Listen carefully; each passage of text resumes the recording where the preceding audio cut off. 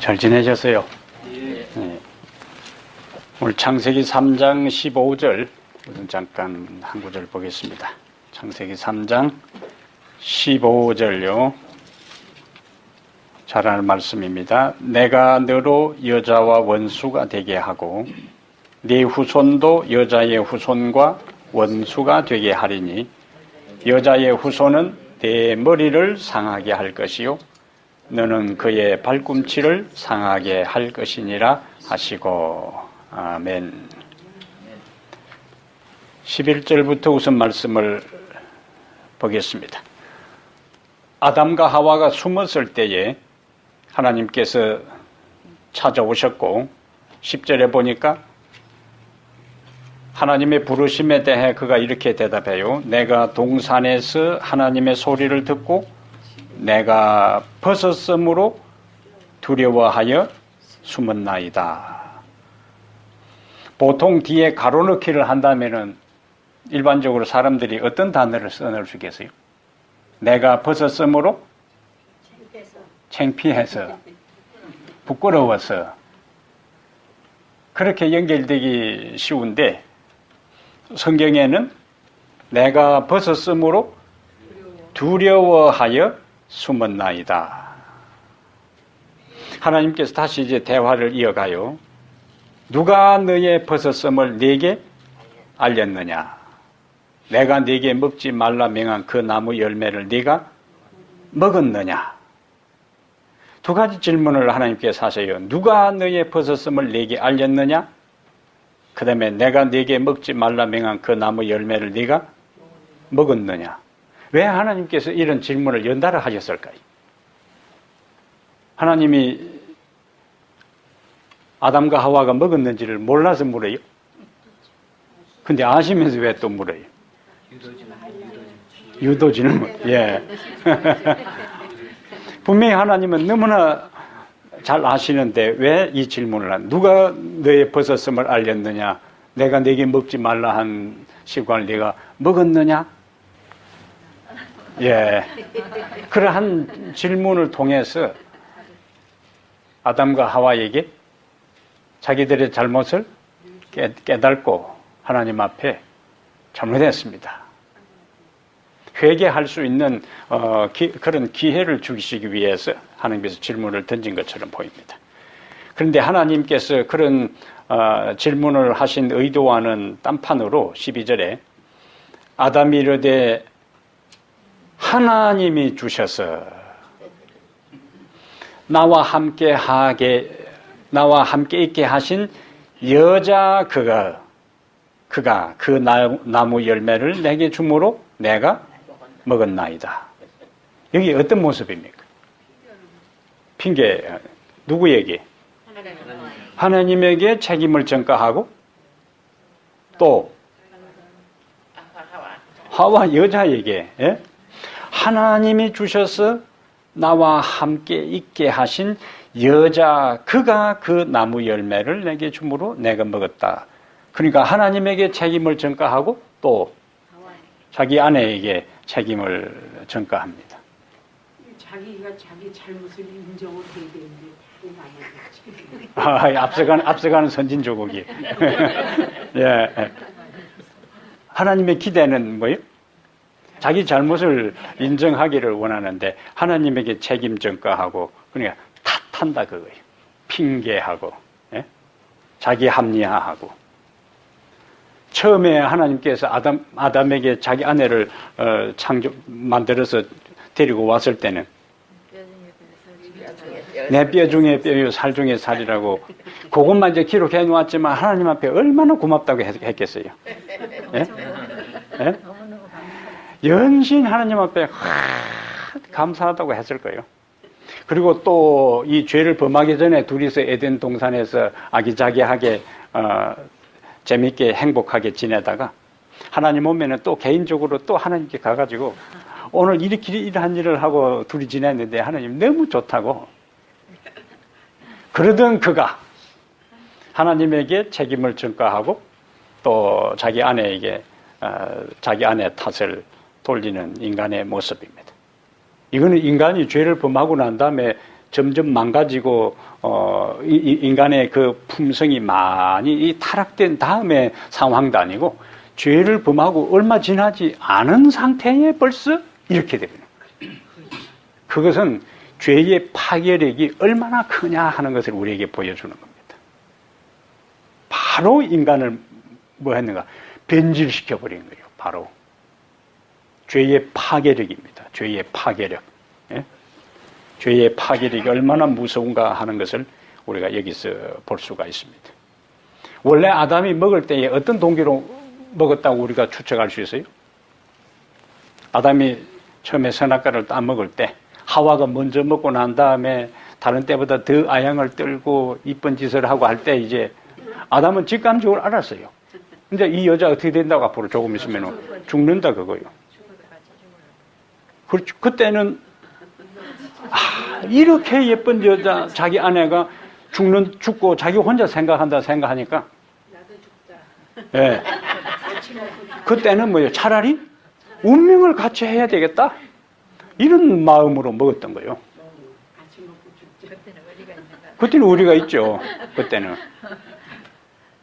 그런데 그런 동기로 먹었으면 솔직하게 어떻게 해야 돼요? 하나님, 내 이 아내를 너무 사랑했기 때문에 이 아내가 하와가 먹고 난 다음에 저한테 왔을 때에 이 아내가 이제 죽게 되면 내 혼자 산다는 것이 너무 막막했기 때문에 아내를 너무 사랑해서 하나님 말씀을 금한 것을 알지만은 제가 먹었습니다. 이러면은 진짜 더 멋있을 뻔했는데 먹을 때는 참 나름대로 인간적인 측면에서 남자답게 시작을 했지만은 당장에 그냥 비굴해지는 인간의 모습을 여기서 볼 수가 있어요. 하와에게 그 책임을 둘러 씌우고 하나님에게 그 책임을 둘러 씌웁니다. 그래서 남자가 마지막까지 남자다워야 되는데 남자로서 좀 부끄럽습니다. 우리의 조상이 마지막 순간까지 남자다워야 되는데 그렇지 못했어요. 그리고 하나님, 내가 집안 단속을 잘못해서 내 아내를 제대로 내가 관리를 못해서 그랬으니까 우리 아내는 아무 잘못 없다. 내가 남편으로서 제대로 못했으니까 죽어도 내가 죽어야 된다고 이렇게 나와야 좀 남자들이 좀 이렇게 되는데 너무 처음의 모습은 좀 부끄러워요. 그럼 하와는 어떤가? 13절에 여호와 하나님이 그 하나님께서 기가 차지. 어쩌다가 이 녀석이 이렇게 돼버렸나 그렇게 생각이 들었을 거 아니에요? 그러면 여자는 좀 다른가 싶어가지고 13절에 여호와 하나님이 여자에게 이르시되 내가 어찌하여 이렇게 하였느냐. 그러면 또 여자는 원래 어떻게 해야 맞아요? 여자의 무기는 눈물이니까 그냥 눈물을 쏟으면서 하나님, 네 남편은 뭐요? 아무 죄가 없습니다. 내가 먼저 먹고 와서 하기 때문에 제 남편이 먹은 거지 남편은 절대로 죄가 없습니다. 이 모든 원인 제공은 제가 했습니다. 이래야 또 뭐요? 여자다운 거지.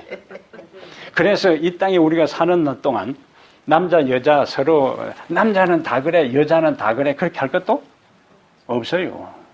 따져보니까 하나님 앞에서는 인간의 모습은 남자나 여자나 별 차이가 없습니다.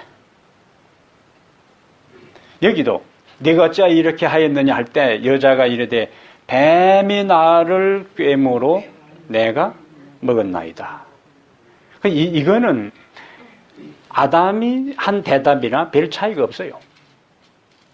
하나님이 주셔서 나와 함께 하신 여자 그가 나를 꿰므로 내가 먹었다 하는 말이나 뱀이 나를 꿰므로 먹었다는 것은 뱀을 누가 창조했는가?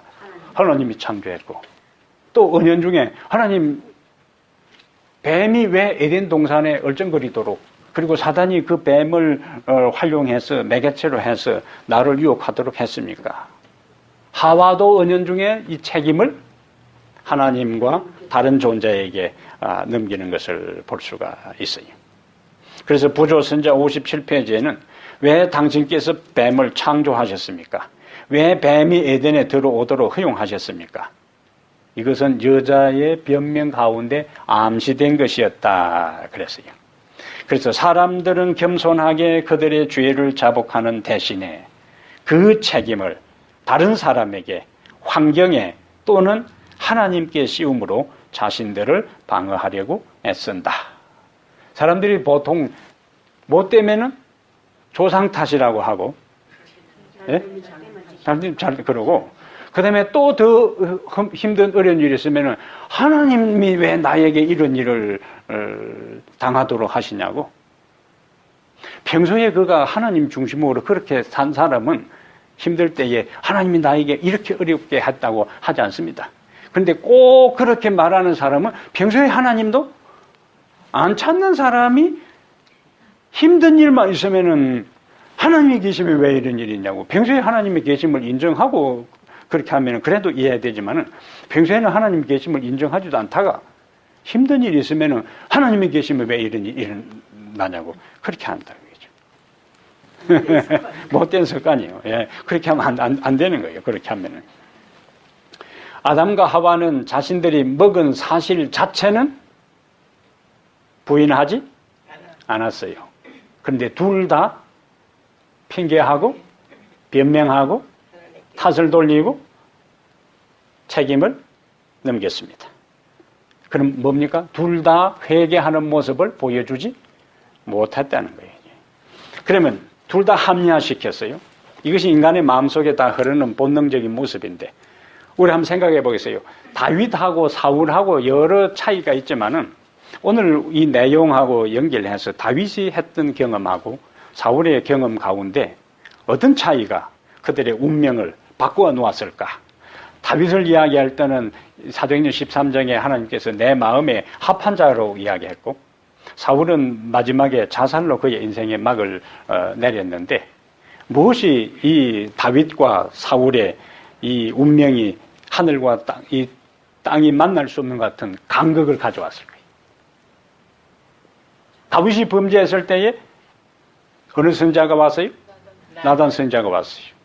그때 다윗의 고백은 뭡니까? 그것을 인정했어요. 그 당시 고대 제국에 있어서는 일반 평민들에게는 죄가 되는 것이라도 왕에게는 죄로 취급하지 않는 시절이에요. 그 당시 문화가, 사람들의 인식이. 그래서 나단이 와서 얘기할 때, 야, 이놈아, 네가 뭔데 그래, 이놈의 자식 하면서 그냥 끌어내라고 할 수도 있어요. 그런데 왕의 자리에서 그 죄를 받아들이는 것이 아니라 하나님 앞에 선 한 인간으로서 하나님 앞에 내가 하나님 앞에 득죄했다. 범죄했다고 자신의 죄를 고백하면서 사람들은 대부분 자신의 죄를 뭐 하려고 하는 거예요? 숨기려고 하려, 은닉하려고 하는데 시편 51편과 시편 32편 두 편에 걸쳐서 다윗은 일반 평민도 자신의 죄를 감추고 싶은데 왕의 자리에 있던 그는 자신의 죄를 감추고 은닉하려고 하는 대신에 그것을 드러내서 자신과 같은 죄의 길에 다른 사람들이 반복해서 그 길을 가지 않도록 그리고 자신처럼 죄를 고백하면은 하나님은 여전히 우리를 포기하지 아니하시고 우리를 용서하시고 사랑하신다는 것을 후세대에 교훈을 주기 위해서 자신의 그 모든 적나라한 죄들을 고백한 것들을 시편 51편과 시편 몇 편요? 32편에 자신의 삶의 기록을 남기고 있어요. 그것이 다윗의 위대함이에요. 근데 우리가 사무엘상 15장에 한번 가보겠어요. 사무엘상 15장에 사울은 다른 모습을 연출합니다. 사무엘상 15장에 사울의 모습이 사울이 왕으로 부름받을 때의 모습은 긍정적인 모습이요, 부정적인 모습이요?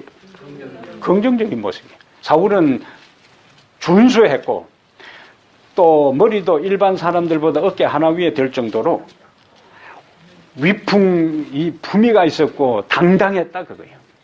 스스로도 이제 그 가정에서 인정을 받을 정도의 사람이고 백성들이 생각할 때에 왕 하면은 뭐예요?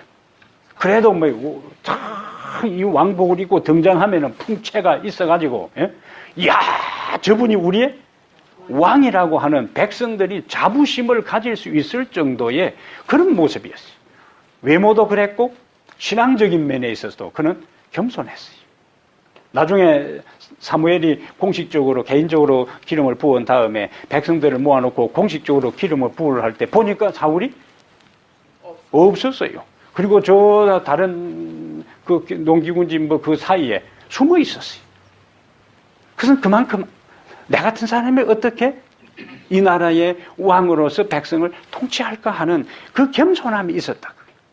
그리고 그는 하나님의 성령이 임해서 그가 예언도 했어요.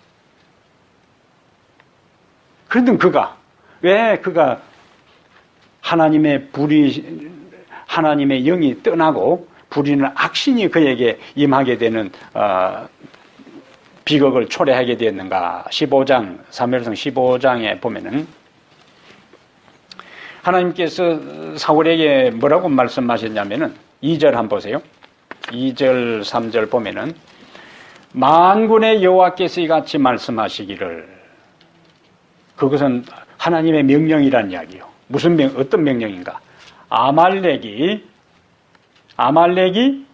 이스라엘에게 행한 일, 곧 애굽에서 나올 때에 길에서 대적한 일로 내가 그들을 벌하노니, 뭐 하라고? 3절에 지금 가서 아말렉을 쳐서 내용입니다. 그들의 모든 소유를 남기지 말고 진멸하되 남녀와 소아와 젖먹는 아이와 우양과 낙타와 나귀를 죽이라 하셨나이다. 자, 그래서 이제 사울이 4절에 백성을 소집하고 그 다음에 이제 전쟁에 나갑니다. 전쟁에 이제 나가서 7절 봅니다. 사울이 하윌라에서부터 애굽 앞 수레일까지 아말렉 사람을 치고 아말렉 사람의 왕 아각을 사로잡고 칼날로 그의 모든 백성을 진멸하였으되, 요거는 3절에 보니까 아말렉을 쳐서 그들의 모든 소유를 남기지 말고 진멸하여 남녀와 소아와 젖먹는 아이를 치고, 거기까지는 뭐요? 순종했어요. 근데 하나님은 모든 소유, 우양, 낙타, 나귀까지도 다 뭐 하라고? 죽이라고, 진멸하라고 했는데. 근데 8절은 부분적으로 순종을 했는데 9절에 사울과 백성이 그렇게 한 게 아니고 누구까지요? 사울과 백성이, 이게 중요한 거예요. 이제. 사울과 백성이 아각과 그의 양과 소의 가장 좋은 것 또는 기름진 것과 어린 양과 모든 좋은 것을 뭐하고? 남기고 진멸하기를 절개 아니하고 가치 없고 하찮은 것은 진멸하니라. 여호와의 말씀이 사무엘에게 임합니다.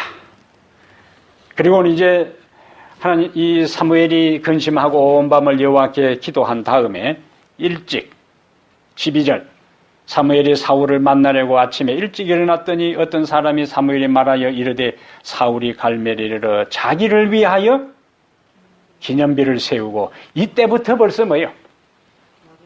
빗나가기 시작하는 거예요. 자기를 위하여 기념비를 세웠다고요. 자기를 위하여. 13절 사무엘이 사울에게 이른즉 사울이 그에게 이르되 원하건대 당신은 여호와께 복을 받으소서. 뭐라고 이야기합니까? 내가 여호와의 명령을 행하였나이다. 그 말을 듣고 사무엘이 이야기해요. 14절에 사무엘이 이르되 그러면 내 귀에 들려오는 이 양의 소리와 내게 들리는 소의 소리는 어찌 됨이니까 하니. 15절 이제 아담과 하와가 반응했던 반응이 여기서 나옵니다. 15절에 어떻게 이야기해요? 사울이 이르되 그것은 뭐라고? 무리가 아말렉 사람에게서 끌어온 것인데 백성이 당신의 하나님 여호와께 제사하려 하여 양들과 소들 중에서 가장 좋은 것을 남김이요 그 외의 것은 우리가 진멸하였나이다. 그런데 9절은 어떻게 시작되는데요? 9절은 사울과 백성이. 그런데 사무엘의 지적을 받은 사울은 15절은 어떻게 이야기해요? 자기는 빼고 사울이 돼. 그것은 누가? 무리가 끌어온 것이고, 무리가 끌어와서 자기 집에 가져가려고 했다고 하지 않고 또 뭐라고? 왜 끌고 왔다고요? 여호와께 제사 드리려고. 하나님을 끌고 들어가는 겁니다. 하나님을. 자기는 빠지고 자기는 빠지고 그렇게 한 책임을 누구에게? 백성에게 전가시키고 그 다음에 그렇게 한 목적을 하나님께 제사하기 위해서 남겼습니다. 죄를 지적받을 때에 사울은 뭐 했다? 핑계하고 변명하고 그 다음에 하나님께 제사하기 위해서 했다는 말은 뭘 이야기하는가? 합리화입니다. 합리화. 그리고 책임 전가. 그 이후에 등장하는 사울과 사무엘과의 대화 중에 나오는 장면들은 이 패턴에서 벗어나질 않아요. 계속 이유를 답니다. 그리고 변명하고 핑계합니다. 그러다가 핑계 없는 무덤이 없다고 어디까지 가는가? 죽음에까지 가는 거예요. 죽음에까지. 그래서 사울과 다윗의 결정적인 차이는 죄를 지적받았을 때에 그것을 인정하고 회개하고 고백하느냐, 이유를 달고 핑계하고 책임 전가하고 자기 합리화 시키느냐 하는 것이 다윗과 사울의 결정적인 차이였고 그들의 운명의 갈림길이었다 하는 것입니다. 그래서 잠언 28장 17절에 자기의 죄를 숨기는 자는 형통치 못하나 죄를 자복하고 버리는 자는 불쌍히 여김을 받으리라. 자기의 죄를 숨기는 자는 뭐라고요? 형통치 못하나 죄를 자복하고 버리는 자는 불쌍히 여김을 받으리라. 그렇다면 오늘 우리가 어떤 죄를 범했을 때 하나님의 성령께서 우리에게 죄를 깨우쳐주고 말씀을 들을 때에 하나님께서 우리 죄를 깨우쳐주고 우리가 개인적으로 말씀을 읽을 때에 하나님께서 우리에게 깨우쳐줄 때에 우리가 어떤 태도를 취해야 된다. 핑계하거나 탓하거나 변명하거나 합리화하거나 책임전가하지 말고 여기 말씀 잠언 28장 17절에 있는 것처럼 그것을 숨기지 말고 자복하고 버릴 때에 하나님께서 우리를 불쌍히 여기신다. 그래서 아담과 하와의 모습은 아담과 하와 우리 첫 조상의 모습이 아니고 오늘 우리의 모습들임을 되돌아볼 필요가 있습니다. 오케이, 다시 가서요. 이제 14절, 창세기 3장 14절에 창세기 3장 14절에 여호와 하나님이 뱀에게 이르시되 네가 이렇게 하였으니 네가 모든 가축과 들의 모든 짐승보다 더욱 저주를 받아 배로 다니고 살아있는 동안 흙을 먹을지니라. 여기 누구를 저주했어요? 뱀을 저주했어요. 근데 뱀이 뭐 큰 잘못이 있습니까? 뱀은 이성적인 판단도 없는 그 뱀이, 예? 뱀이 무슨 잘못이 있어요? 근데 하나님은 뱀을 뭐 했다고요? 저주했어. 이제는 배로 다니고 흙을 먹을지니라. 종신토록 흙을 먹을지어다. 왜 이렇게 했을까요? 하나님의 의도가 어디에 있을까요? 뱀이 꼬였으니까. 뱀은 짐승 아니에요, 짐승. 죄라는 개념은 이성적 판단을 가진 피조물에게, 인간에게 있지, 천사나 인간에게 있는 것이지, 짐승들에게는 죄라는 개념이 없어요. 왜? 짐승들에게 있어서는 인간 외에 다른, 천사와 인간 외에 다른 존재들은 도덕성과 윤리성이라는 게 없습니다. 그런데 하나님께서 뱀을 저주해서 너가 이제 기어서 다니고 흙을 먹을 것이다. 근데 그때 뱀은 말했잖아요. 예? 사단이 뱀이 말을 했잖아요. 뱀이 말을 했어요. 말했다고 그냥 저주했어요? 아니 그러면 피조물. 오케이. 예. 뱀에 대한 것들이 여기 이제 우리가 두 가지로 생각을 하는데 하나는 사단이 뱀으로 변장해서 하와를 유혹했느냐 하는 거하고 그 다음에 뱀이 있는데 사단이 사단은 인간보다 더 능력이 있는 존재니까 뱀을 통하여 말을 해서 인간을 유혹했느냐. 우리가 일반적으로 이해하는 것은 사단이 뱀으로 변장한 것이 아니고 실제적인 뱀을 매개체로 사용한 것으로 보는 겁니다. 실제적으로. 자, 그러면 목사님, 예. 불교에 가도 그렇고 천주교에 가도 그렇고 뱀의 모양이 많이 있습니다. 뱀이 많이 있죠. 네. 그게 어떻게 이거랑 관계 있습니까?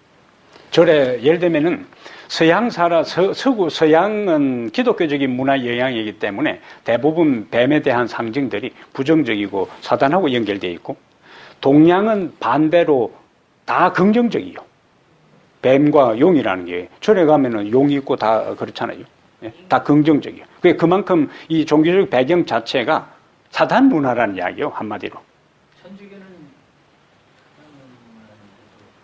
그렇게 뱀을 좋게 봐요. 천주교는 뱀의 모양이 많아요.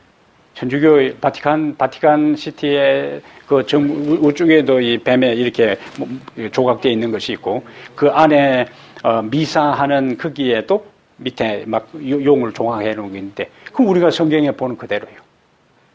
성경에서 보는 그대로입니다. 우리가 그것이 어떻게 연결되어 있는가 하는 것은 우리가 성경에서 타락한 배교한 교회의 그것들을 우리가 그대로 이미지가 연결되는 것을 볼 수가 있어요. 사탄이 뱀을 좋아하는 거예요. 뱀을 좋아하지. 오케이. 예. 그러니까 아까 우리 김성화 집사님 이야기한 거는, 뱀 자체가 본래 말할 수 있는 능력이 있었던 게 아니고,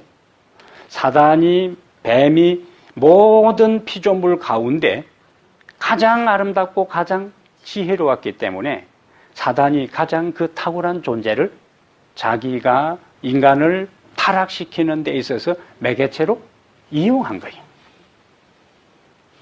그러면 그렇다고 뱀이 도덕성도 없고 윤리성도 없는데, 이성적 판단도 없는데 뱀을 왜 저주해서 기어다니게 하고 흙을 먹도록 했을까? 여기에서는요, 우리가 마가복음 12장에 예수님께서 예루살렘에 가서 무화과나무를 저주한 게 나오잖아요. 무화과나무가 무슨 죄가 있다고? 예? 무화과 때도 아닌데 가서 잎이 무성하니까 시장해가지고 열매가 있는가 가서 보니 열매가 없었어요. 그러니까 예수님께서 무화과나무를 뭐예요? 저주해서 이후로 바짝 말라버리고 그냥 열매가 없을 것이다. 그리고 그 다음날 제자들하고 나와보니까 뿌리까지 말라서 죽은 거예요. 그러면 예수님은 죽은 나무도 뭐 해야 맞는 거예요? 이 세상에 예수님은 살리러 오신 그분이 무화과 나무가, 그것도 무화과 때가 아님이라, 열매 맺을 때도 아닌데 가서 보고 열매 없다고 저주해서 바짝 말라 죽게 했다는 것은 예수님의 삶의 목적하고 맞지를 않습니다. 그거하고 이제 이거하고 연결시켜 보는 거예요. 여기에서 예수님은 무화과 나무 자체에 대한 것보다 열매 없는 무화과 나무를 통해서 제자들과 주변 사람들에게 교훈을 주기 위한 것인데, 실제적으로 성경에 나오는 무화과 나무나 포도나무는 이스라엘에 대한 상징이요. 그래서 잎이 무성하다 하는 것은 이스라엘 백성이 예식이나 일반 외행적인 행동이나 관습이나 이러한 모든 종교적인 면에 있어서는 뭐요? 겉으로 그때 볼 때는 잎이 무성한 것처럼 화려하다는 이야기예요. 그러나 그들의 실제적인 삶에 있어서는 하나님을 닮는 열매가 없다는 이야기예요. 그래서 그 열매 없는 무화과 나무를 저주한 그것은 나무 자체에 대한 것이 아니라 이스라엘로 상징된 그 무화과 나무 열매 없음이 결국 하나님의 말씀에 실제적인 순종의 열매 없는 이스라엘의 미래와 마지막이 무화과 나무가 완전히 말라서 없어져 죽어버린 것처럼 이스라엘의 미래가 그렇게 망하게 될 것이고, 열매 없는 개인, 하나님을 믿는다고 하는 사람들의 삶도 그렇게 될 것이다 하는 것을 무화과 나무를 저주하는 것을 통해서 교훈으로 보여줬다는 이야기입니다. 예? 마찬가지로 뱀은 동물들 중에서 여기 엘린 지 화이트가 뭐라고 이야기했냐면 부조선자 53페이지에 당시 뱀은 지상에서 가장 지혜롭고, 그래서 우리가 앞에서 강교하더라 그게 지혜롭다 하는 것 같은 단어에서 번역이 됐어요. 뱀은 지상에서 가장 지혜롭고 아름다운 동물 중에 하나였다. 그것은 날개가 있었는데 공중으로 날 때에는 금빛 광택이 나는 눈부신 모습을 나타냈다. 그러니까 가장 지혜로웠고 가장 아름다웠다는 거예요. 그리고 날개가 있었는데 금빛, 황금 빛이 나는 날개를 가지고 날아다니는 존재였어요. 그런데 그렇게 동물 중에서 가장 지혜롭고 가장 아름다웠던 뱀이 이제 기어다니고 사람들에게 해모의 대상이 되고 징그러운 된 것은 아담 입장에 있어서는 그것을 볼 때마다 뭐예요? 아담은 그것을 볼 때마다 뭡니까? 죄의 결과가 어떻다 하는 것을 갖다가 그가 가슴 깊이 느끼라는 이야기예요. 그리고 인간들로 하여금 아무리 지혜롭고 아무리 아름다워도 사탄에게 사용되는 매개체가 될 때는 최고로 지혜롭고 아름다운 존재라도 이렇게 완전히 땅에 추락되고 해모스러운 존재가 된다는 것을 뱀을 통해서 우리에게 실물 교훈으로 하나님께서 기록을 남겼다 하는 이야기입니다. 예? 노아 홍수가 마치고 난 다음에 하나님께서 무지개를 통해서 보이는 가시적인 무지개를 통해서 다시는 물로 세상을 멸망시키지 않겠다 하는 것을 인간들로 하여금 인식시키고 깨닫게 한 것처럼 뱀을 볼 때마다 뭘요? 뱀은 가장 지혜롭고 가장 아름다웠지만은 결국에 하나님의 통로 도구가 되지 않고 사단의 통로가 될 때에 인간이 가장 지혜롭고 가장 탁월하고 능력이 있다 할지라도 그렇지 하나님의 통로가 되지 않으면 그렇게 추락되는 존재가 된다는 것을 보여주는 겁니다. 왜냐면은 우리가 성경에서 보는 것처럼 이사야 14장이나 에스겔 28장에 사단이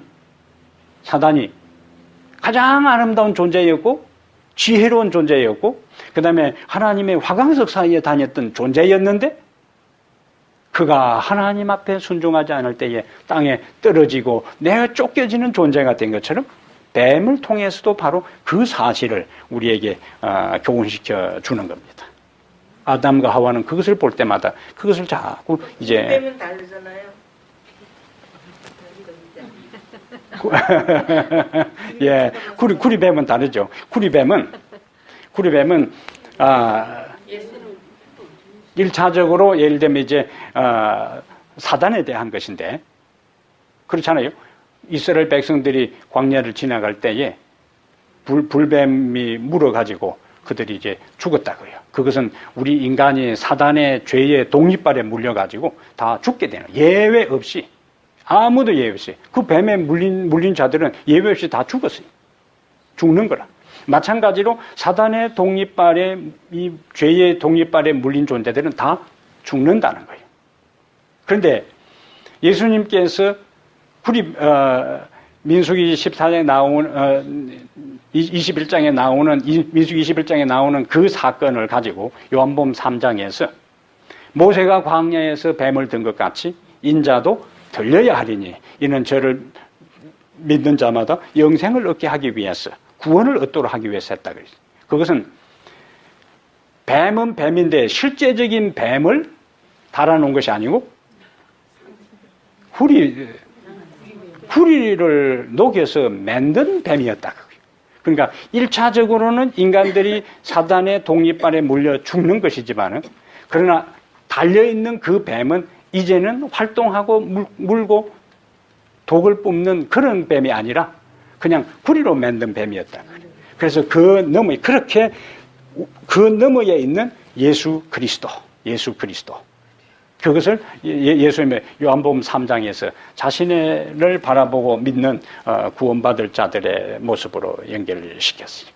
그리고 여기서 앞부분에 왜 뱀을 죄도 없는데 저주했는가 하는 것은 이제 우리가 정리를 했고, 그래서 아무리 탁월한 존재, 지혜로운 존재, 아름다운 존재라도 하나님의 통로, 하나님의 도구가 되지 아니하면은 천박한 존재로 전락되고 만다는 것을 우리에게 교훈해 주는 겁니다. 그래서 레위 11장 41절부터 44절에 모세가 정하고 부정한 것들을 이야기하면서 땅에 기는 것은 부정하니 그렇게 이야기했어요.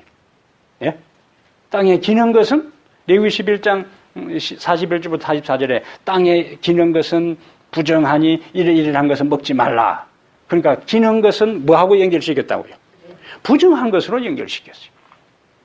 그래서 뱀이 날개를 가지고 지혜롭고 가장 아름다운 존재였지만은 그가 하나님의 통로가 되지 않고 사단의 통로가 된 것은 가장 아름답고 지혜로웠던 것만큼 가장 추락한 존재가 되고 만다는 거예요. 그래서요, 우리 재림교회 역사 가운데 사단은 시원찮은 사람을 통해서 자기 일을 하지 않아요. 왜냐하면 그렇게 할 때는 그 영향력이 별로 퍼지질 않아. 가장 똑똑하고 인기 있고, 예? 머리 맹석하고 공부 많이 하고 영향력 있고 이런 사람을 사단은 뭐요? 공격해서 자기 휘하에 삼아서 그 다음에 자기 수하에서 그들을 이제는 다른 사람에게 거짓된 교리와 부정적인 내용들을 전파하는 당신의 매개체로, 자기의 매개체로 사용하는 거예요. 재림교회 역사도 마찬가지예요. 탁월한 존재들이 그걸 뭐라고 했냐면 지금까지 재림 1861년부터 시작된 재림교회 역사에 있어서도 지금까지 우리 교회를 떠나고 가장 힘들게 했던 존재들이 누구냐? 가장 탁월했던 사람들입니다. 기라성 같은 사람들이, 하늘에 찬란한 별처럼 빛냈던 그런 사람들이 교회를 뒤흔들었어요. 예? 그것은 반복될 것이다. 그러므로 우리가 어떤 위대한 사람, 탁월한 영성 있는 사람, 뛰어난 사람을 우리 어떤 신앙적인 표준을 삼고 믿었다가는 실망하게 됩니다. 인간은 어떠한 탁월한 존재라도 뭐 할 수가 있는가? 넘어질 수가 있습니다. 넘어질 수가 있어요. 왜? 사단이 집중적으로 그 사람들을 공격해서 자기 휘하에 삼고 자기 목적을 달성하는 매개체로 삼기 때문에 그래요. 사울이 그런 존재였지만 그렇게 되고 루스벨이 그런 존재였지만 타락해 자기가 그런 존재였기 때문에 자기가 활용하려고 하는 사람들도 다 그런 사람들을 사용하는 겁니다.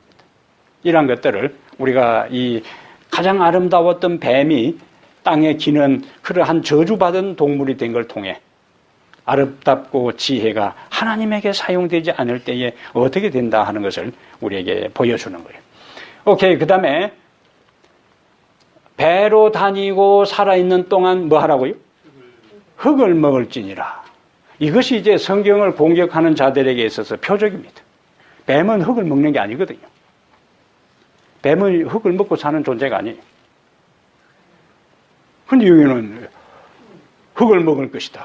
그러니까 성경은 안 맞다 그거예요. 성경을 비평하는 이 공격자들에 의해서 감초처럼 인용되는 게 바로 이 구절들이에요. 그런데 성경은 정확한 과학적 사실을 우리에게 보여주는 것이 아니고 가시적으로 보이는 현상을 그냥 그대로 기록한 거예요. 뱀이 땅에 기어다니고 때로는 흙 속으로도 가고 이렇게 할 때에 먹는 것 그 표현 자체가 당시 성경을 모세가 기록할 당시에 근동 지역의 문화적 개념을 가지고 이 구절을 봐야 되는 거예요. 그러면 그 흙을 먹는다 하는 말은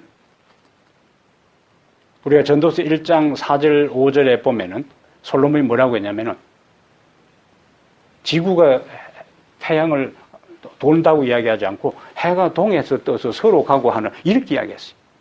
그러면 그 구절을 가지고 이야기하면 뭡니까? 성경은 과학적으로 맞지 않다 이렇게 나오는 거예요. 그래서 솔로몬은 우리가 그냥 동쪽에서 해가 떠서 서쪽으로 진다. 근데 해가 그렇게 움직이는 것이 아니고 지구가 움직이는데 우리의 현상에 있어서는 지구는 가만히 있고 해가 움직이는 것처럼 본다. 성경 시대에 그것을 그대로 그냥 기록한 거예요. 그렇다면 모세가 이 창세기를 기록할 당시에 흙을 먹는다 하는 이 표현들은 여기 성경에 몇 군데 이런 유사한 표시가 나오는데 흙을 먹는다, 멸시와 굴욕을 당한다 그거예요. 멸시와 굴욕을 당한다. 그래서 미가 7장 17절에는 뱀처럼 티끌을 핥으리라. 이사야 49장 23절에 얼굴을 땅에 대고 네게 절하고 네 발에 티끌을 핥을 것이라. 이 티끌이 다 흙이라는 단어와 같은 단어입니다. 그 다음에 시편 72편 9절에는 광야에 거하는 자는 저희 앞에 굽히며 그 원수들은 티끌을 핥을 것이라. 다 저주받은 존재로서 불명예스럽게 굴욕적인 삶을 사는 것을 이야기하는 거예요. 그래, 뱀이 가장 지혜롭고 아름다운 존재가 베롯이 아니고 그래서 그 자리에서 추락된 존재예요. 이러한 모습들을 뭐라고 표현했다고요? 흙을 먹을 것이다. 영광스러운 존재가, 지혜로운 존재가, 가장 아름다운 존재가 가장 굴욕적인 존재가 되면서 오늘날 뱀을 정상적인 사람은 뱀을 보고 가끔 뱀장수나 뱀 좋아하고 목에 걸고 다니는 사람이지 일반적으로 뱀 보면 뭐예요? 징그러요. 소름이 끼치지. 내가 옛날에는 돈이 없어서 뱀 보면은 잡아다가 100원씩 받고 팔았지만은 예. 소골배다가 보이면은 잡아다가 이제 우리 동네에 있는 땅꾼한테 가서 팔았지만은 목을 잡으면은요. 딱 잡으면은 쫙 감으면은 배가 얼마나 찬지 모릅니다. 오싹합니다. 이제. 뱀 배가 얼마나 찬지 몰라요.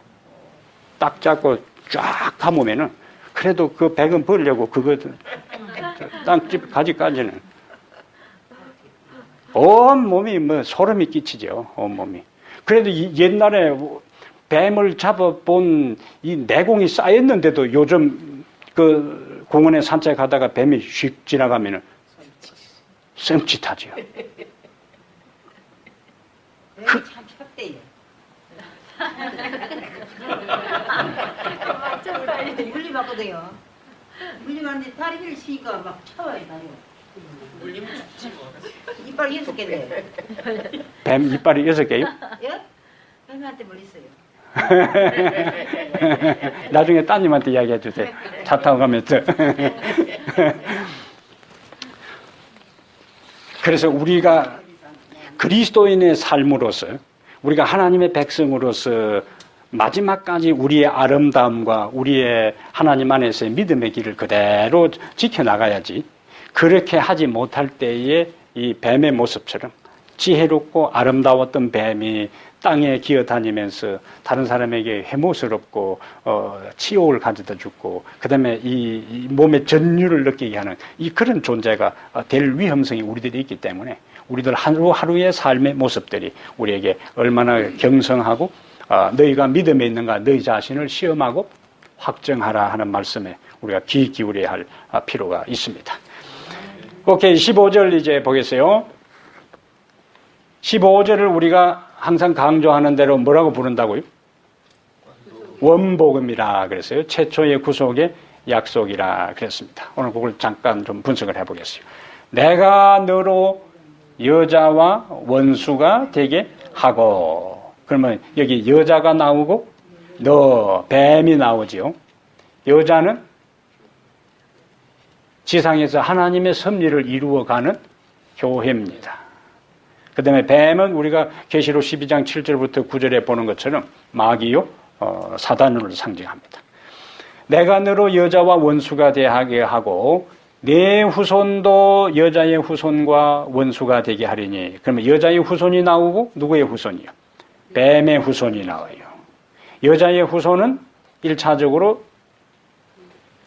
예수 그리스도입니다. 갈라디아 4장 4절에 때가 참에 하나님이 그 아들을 여자에게서 나게 하시고 율법 아래 나게 하신 것은 율법 아래 있는 자들을 속량하게 하기 위해서 있다 그랬어요. 갈라디아 3장 16절 19절하고 4장 4절. 그럼 여자의 후손의 역할이 뭐냐? 히브리 2장 14절하고 요한일서 3장 8절에 예수님께서 오신 것은 마귀의 일을 멸하기 위해서 왔다 그랬습니다. 뱀의 후손은 뱀의 후손은 마귀의 뜻을 이행해 나가는 존재들을 가리키는데 그것은 하나님을 믿는다고 하는 사람들까지도 뱀의 사단의 뜻을 이루는 매개체 수단이 될 수가 있어요. 왜냐하면 요한복음 8장 44절에 예수님께서 유대인들을 향해서 너희 아비 누구에서 마귀에게서 났나니 너희 아비의 일을 너희도 행하고자 하느니라. 그래서 거짓말하는 자요, 그 다음에 살인하는 자다. 이스라엘 백성들을 향해서 누구의 자손? 이스라엘 백성들 스스로는 누구의 자손이라고 생각하는데요? 아브라함의 자손. 하나님의 자께서 선별하신 아브라함의 후손이라고 생각하는데 예수님은 그들의 확신을 송두리째 무너뜨리는 공격적인 말씀을 하시네. 너희는 너희 아비 마귀에게서 났으니, 다른 말로 하면 뭡니까? 한마디로 마귀 자식이라는 거예요. 마귀 자식. 마귀 자식. 왜요? 그들 스스로는 하나님의 백성이라고 자부하고 아브라함의 후손이라고 생각하지만은 너희 아비의 일을 행하고자 한다 했으니까 그들의 삶의 정신과 삶의 실제적인 태도와 모습은 하나님의 후손과 자녀가 아니라 하는 이야기예요. 그들은 절대로 스스로는 사단의 일을 한다고 생각하지 않았어요. 그들은 하나님의 일을 한다고 생각했던 거예요. 오늘날 존재하는 교회들도 마찬가지요. 계시록에 등장하는 교회, 다니엘 7장, 8장, 9장에 등장하는 그 거짓된 교회. 그들 스스로 물어보세요. 자기들이 사단의 사주를 받아서 이 땅에 존재한다고 절대로 그리 생각하지 않습니다. 그들은 세상에 하나님의 일을 한다고 생각하는 거예요. 그러나 그들이 본래의 하나님의 진리에서 이탈되는 순간에 그들이 아무리 열심히 하나님의 이름을 부르고 그 다음에 외행적으로 그럴듯한 일을 한다 할지라도 그들은 결국에 누구의 일을 하고 있는가? 사단의 일을 하고 있는 거예요. 우리가 신앙을 하면서도 여자의 후손인 그리스도를 따르는 여자의 후손의 남은 씨앗으로서의 삶보다는 뱀의 후손으로서의 우리의 삶의 모습으로 변질될 수가 있다는 이야기예요. 이건 누구에게나 개연성이 있습니다. 그런데 여자의 후손은 내 머리를 상하게 할 것이요. 여기에 특징은 너는 여자의 후손, 예수님이 내 뱀, 사단의 머리를 상하게 할 것이요. 그 다음에 너는 그의 발꿈치를 상하게 할 것이라. 뱀이, 사단이 예수님의 발꿈치를 상하게 한다는 것은 뭘 이야기한다고요? 예수님이 이 세상에서 당했던 고난을 상징합니다. 십자가의 죽음을 이야기하는 발꿈치, 못 박힌 그것을 이야기하는 거죠. 그러나 예수님은 그것을 통과하는 거예요. 스가랴 13장 6절과 요한복음 20장 25절에 사단과의 싸움에서 예수님이 상처를 입었어요. 사단과의 싸움에서 상처를 입었습니다. 그런데 사단은 개우 상처를 주어도 어디까지? 발꿈치밖에 안 됐지만은 예수님은 뭐예요? 머리를 상하게 할 것이다. 머리를 상하게 한다는 것은 치명상을 입혀서 완전히 죽게 되는 거예요. 그래서 결국 계시록 20장 10절에 마지막 천년기 끝에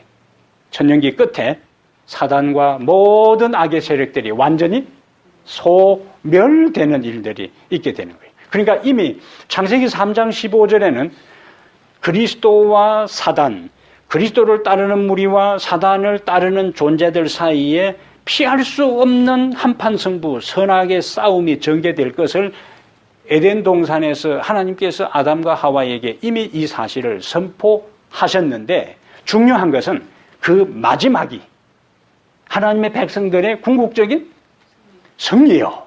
그리고 이 세상의 죄를 가지고 온 사탄의 마지막 패배와 멸망에 대한 이야기가 창세기 3장 15절에 죄가 들어왔던 그 현장에서 이미 하나님은 죄악의 세력의 결과와 하나님을 믿는 사람들의 마지막 결말을 이미 결론을 내려놓고 역사가 시작되었다는 이야기예요. 예? 이것을 아는 거하고 모르는 거하고 무슨 차이가 있을까요? 굉장한 차이가 있다는 거예요. 알고 모르는 데 있어서는 뭔 차이가 있죠? 굉장한 차이가 있다는 거예요. 엄청난 차이가 있다는 거예요. 그것은 지난번에 우리 이야기를 나누었지만은 축구 경기를 하는데, 예? 전반전, 후반전 다 하고 마지막 연장전 들어갈 때, 연장전 들어가는 데까지도 우리나라가 지고 있다. 근데 한 사람은 녹화 방송을 보고 있는데, 한 사람은 그렇게 해서 승부차기에서 우리나라가 이긴 것을 알고 있는 사람과, 지금 후반전에서 이 연장선에서 우리나라가 한두 골 더 먹어가지고 이제 지고 있는 상황의 사람하고는 볼 때 느낌이 어떻겠어요? 다르죠. 이렇게 돼도 나중에 뭐예요? 승부차기에서 이겼다는 것을 아는 사람은 느긋하게 친구하고 보지만은 그 사실을 모르는 사람에게 있어서는 조마조마하고 긴장되고 불안하고 초조하고 이러다가 우리나라 지는 게 아닌가 이때. 그거 차이요. 창세기 3장 15절은 그걸 우리에게 보여주는 겁니다. 그러므로 성경 역사와 지구 역사에 있어서 외행적으로 악이 득세하고 죄악의 세력이 횡행하고 하나님의 백성이 고난을 당하고 핍박을 받고 어떤 데는 사형명령 때문에 마지막 재림교회가 가야 할 길이 좁고 어렵다 할지라도 우리는 이미 뭘 알고 있는 사람들이요. 결론을 아는 사람, 끝을 아는 사람, 마지막을 아는 사람들이기 때문에 그 과정에서도 우리는 기죽지 않고 당당하게 우리에게 주어진 진리의 길을 따라서 하나님께서 우리에게 비춘 그 진리의 빛을 따라서 당당하게 걸어갈 수가 있는데, 우리가 걸음만 가면은 포기하지만 않으면, 중도 하차만 하지 않으면은, 이탈되지만 않으면은, 그리스도를 떠나지만 않으면은 뭐가 보장되어 있어요? 승리가 보장되어 있다는 거예요. 승리가. 창세기 3장 15절은 바로 그래서 원복음입니다. 복음. 내용은 싸움의 이야기요. 싸움의 이야기요. 상처받고 공격하고 다치고 아픈 그와 같은 그 치열한 싸움이 벌어지는 이야기지만은 3장 15절을 원복음이라 하는 이야기는 마지막 결론이 승리로 장식되어 있는 희망의 이야기이기 때문에 오늘 우리의 삶에 있어서도 용기를 가질 수가 있고, 우리가 마지막 통과해야 할 모든 험난한 그 여정길에 있어서도 우리는 당당하게 우리에게 주신 진리의 빛을 따라서 걸어갈 수가 있습니다. 예? 이와 같은 확신을 가지고 살아가게 되기를 바랍니다. 기도하겠습니다. 하나님 우리 아버지, 이 저녁에 원복음의 말씀을 통하여 실수하고 핑계하고 책임 전가하고 탓하고 그리고 다른 사람에게 모든 이유를 대는 연약한 인간을 앞에 두고 우리 주님은 소망의 기별을 주신 것을 감사합니다. 희망의 기별, 궁극적으로 승리할 것을 약속하시고 보장하시고 허락하신 주님을 인해 찬양합니다. 우리 하나님의 백성들이 걸어가야 할 길, 마지막 남은 무리가 통과해야 할 길들이 인간적으로 생각할 때에 아무리 힘들고 어려운 것처럼 보일지라도 승리를 보장받고 이미 결론을 알고 살아가는, 그리고 신앙생활을 하는 저희들이 오니 아버지 흔들리지 않게 해 주시옵소서. 절대로 우리의 눈앞에 전개되는 상황이 막막하고 암담하고 고통스럽고 힘들다고 하여 포기하지 않게 해 주시옵소서. 끝까지 견디는 자는 구원을 얻으리라고 약속하셨사오니 아버지 우리를 부르신 주님은 끝까지 견딜 수 있는 힘을 주시고 그 모든 고통과 환난을 통과할 수 있는 능력을 주시며 죄악의 모든 세력을 극복하여 이길 수 있는 하늘의 권세와 권능을 주실 것을 저희들이 확신합니다. 이 저녁에 주님 앞에 겸손히 머리 숙인, 그리고 말씀을 통하여 생애에 힘을 얻고 능력을 얻고 지혜를 얻기 위하여 분주하고 피곤한 인생살이 가운데서도 하나님 앞에 나온 당신의 존귀한 아들, 딸들 한 사람도 낙오되지 않게 하시고 한 사람도 이탈되지 않게 하시고 한 사람도 포기하지 않게 하시고 모두가 마지막 결승 지점을 넉넉히 통과하여 승리자로서 하나님 앞에 서게 해 주시옵소서. 우리 주 예수님 이름으로 기도합니다. 아멘.